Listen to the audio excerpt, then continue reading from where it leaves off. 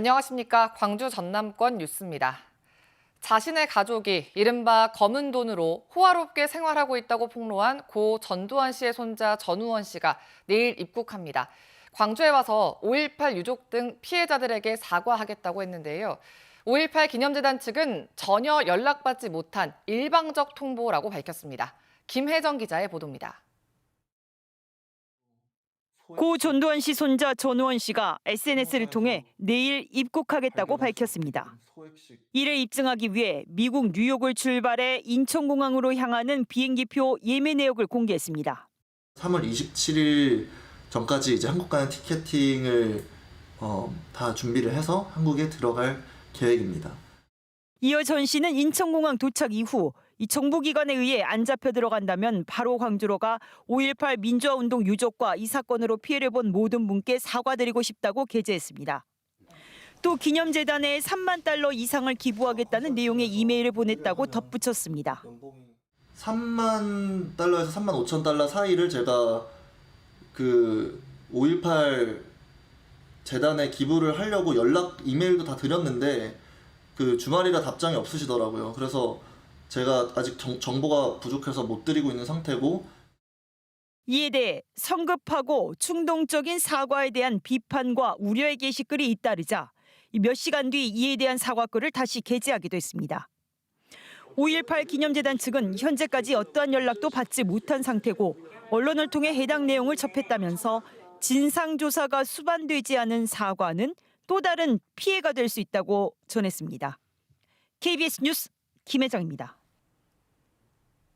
광주 지역 시민단체들이 3년 차를 맞이한 미얀마 군부 쿠데타로 자국민 학살이 계속되고 있다며 지역사회가 관심을 가져줄 것을 호소했습니다. 미얀마 광주연대 등은 어제 기자회견을 열고 국제사회 권고에도 군부의 권력 남용은 여전하고 현재까지 최소 미얀마 시민 3,100여 명이 숨지고 2만 800여 명이 구속됐다며 미얀마 민주화를 위한 지역의 관심과 연대가 절실하다고 밝혔습니다. 일제 강제동원 피해자들에 대한 배상을 일본 기업 대신 우리나라 기업이 하는 제3자 변제 배상안을 두고 반발이 커지고 있는데요. 근로정신대 피해자와 유족이 미쓰비시 중공업의 국내 자산을 강제 집행하기 위한 법적 절차를 시작했습니다. 손준수 기자의 보도입니다. 해방 직전 꽃다운 나이에 근로정신대에 끌려간 김재림 할머니.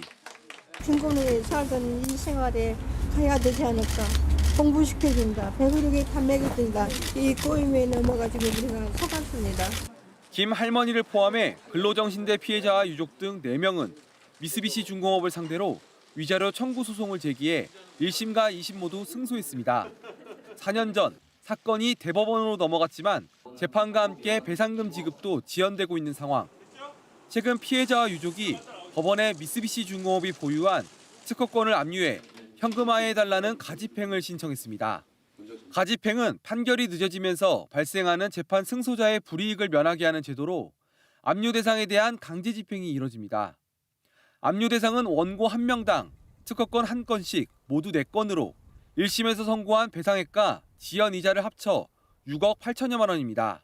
소송의 판결을 이행하는 그 본질적인 내용이라고 생각하는 것이거든요. 그래서 정부의 제3자 변제안을 기다릴 것 없이 가집행을 신청한 것입니다. 한편 일본 기업 대신 국내 기업이 강제동원 피해자들에게 배상하는 제3자 변제 방식과 관련해 양금덕 김성주 할머니에 이어 유족 1명이 추가로 거부 의사를 밝혔습니다. KBS 뉴스 손준수입니다. 제주 지역 일제 강제동원 피해자들의 권리를 구제할 수 있는 방법을 찾기 위해서 제주도가 직접 나섰습니다. 지자체가 지원에 나선 건 처음이어서 앞으로의 과정에 관심이 쏠리고 있습니다. 네트워크 소식 제주총국 이면희 기자입니다. 80이 넘은 강덕림 할아버지. 태평양 전쟁 막바지인 1944년 강제징용된 아버지와 생이별했습니다. 일본 남양군도로 끌려간 아버지는 군사 우편을 통해 돌아올 것을 약속했지만 폭격을 당해 31살의 나이로 숨졌습니다. 그 강제 동원해갖고 일본서가 월급이랑 그냥 먹을 것도 안 주니까 쥐 잡아먹으면서 전쟁을 했다니까 그 더 이상 억울한 게 어디 있어요. 일제에 끌려간 제주 지역 피해자는 2,800여 명, 노무자가 1,800여 명으로 가장 많았고 군인이 360여 명, 군무원 560여 명에 달했습니다. 파악되지 않은 피해자 수는 더 많을 것으로 예상됩니다. 국가기록원이 공개한 명부엔 제주와 관련된 강제징용자가 10,000명이 넘기 때문입니다. 2017년부터 피해자 실태 조사를 하고 있지만 예산은 연간 2천여만 원 수준에 불과합니다. 국가기록원 등 정부와 지자체가 보유한 정보 열람 권한도 없어 연구자가 직접 일본 현지 시민단체를 설득해 자료를 수집하는 현실입니다. 현재 공개된 자료만이라도 몇 명이 가셨는지, 그분들이 어떠한 곳에서 이제 노동을 했든지 뭐 근무를 했는지 그런 걸 이제 우리가 알고 그 도민이나 시민들에게 알릴 수 있는 어떤 방법이 있으면은. 그래서 이런 상황에서 제주도정 차원의 피해자 구제 방안이 나올지 주목되고 있습니다. 오영훈 지사는 최근 제주 지역 강제동원 피해자의 권리를 구제할 수 있는 적극적인 대처 방안을 도정 차원에서 마련해야 한다고 주문했습니다. 이에 따라 제주도는 권리 구제 방안에 대해서 검토해 나갈 계획인데 전국적으로도 지자체 차원에서 지원한 사례가 없어 앞으로 추진 방향에 관심이 쏠리고 있습니다. KBS 뉴스 임현입니다.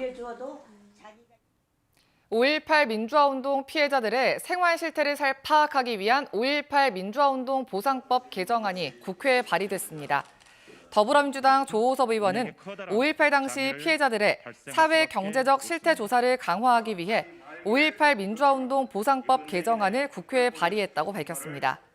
개정안에는 행정안전부 장관이 5년마다 5.18 민주화운동 피해자에 대한 실태 조사를 해 지원 정책을 강화하도록 한 내용이 담겼습니다. 광주시가 모레 오후 김대중 컨벤션 센터에서 자원 회수시설 설치를 위한 용역 중간 보고회를 개최합니다. 이번 용역은 오는 2030년부터 가연성 생활 폐기물 직매립이 금지되는 상황에 대비한 것으로 이번 보고회에서는 2030년 기준 생활 폐기물 발생량과 시설 규모, 주변 지역 주민 지원 계획, 환경 오염물질 관리 계획과 향후 입지 선정 절차 등이 발표될 예정입니다. 광주시는 이번 보고회에서 제시된 의견을 수렴해 시설 계획을 확정하고 다음 달 중에 입지 선정 계획을 결정해 공고할 방침입니다. 전라남도가 임산부 친환경 농산물 꾸러미 지원 사업을 추진합니다. 전남도는 아이 낳기 좋은 환경 조성과 전남 지역 농산물의 판로 확대를 위해 올해부터 13억 원을 투입해 임산부에게 친환경 농산물 꾸러미를 지원한다고 밝혔습니다. 지원 대상은 전남 지역에 주소를 두고 2022년 1월 1일 이후 출산한 산모와 신청을 현재 임신한 여성으로 다음 달 14일까지 가까운 주민센터를 방문해 신청할 수 있습니다. 순천만 국제정원박람회 조직위원회가 개막을 닷새 앞두고 오늘 국내외 언론인을 대상으로 프레스데이를 개최합니다. 오늘 행사를 통해 노관규 순천시장은 박람회의 의미와 가치, 주요 콘텐츠 등을 소개할 예정입니다. 노 시장의 브리핑이 끝나고 박람회장 투어도 진행됩니다. 목포시의 대표적인 봄꽃 축제인 유달산 봄축제가 다음 달 8일과 9일 이틀 동안 유달산과 목포 원도심 일대에서 열립니다. 이번 축제에서는 목포 정명여고 학생들의 4.8 만세운동 플래시몹과 시민 퍼레이드, 유달산 둘레길 걷기 등의 행사가 마련됩니다. 또 내년 이순신 수군문화재와의 통합 개최를 앞두고 이순신 장군과 관련한 프로그램도 함께 열릴 예정입니다.